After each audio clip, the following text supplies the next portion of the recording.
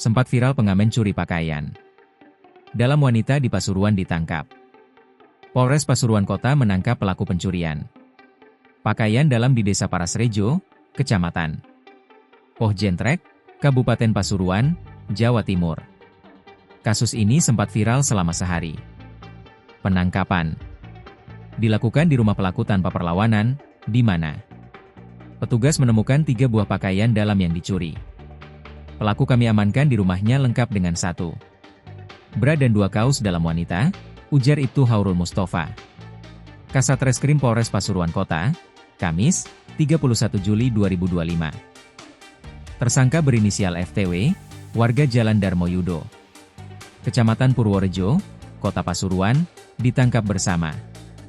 Barang bukti berupa 1 bra, 2 kaos dalam wanita, sebuah gitar, dan sepeda motor yang digunakan saat melakukan aksi pencurian.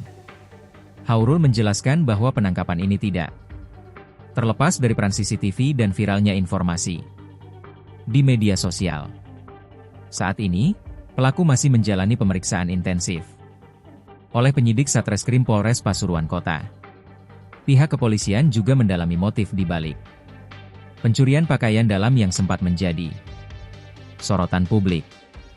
Polres Pasuruan Kota mengimbau masyarakat untuk berpartisipasi dalam mendukung program keamanan, termasuk dengan memasang CCTV di lingkungan tempat tinggal secara mandiri. Hal ini diharapkan dapat menciptakan kota yang aman, nyaman, dan tertib.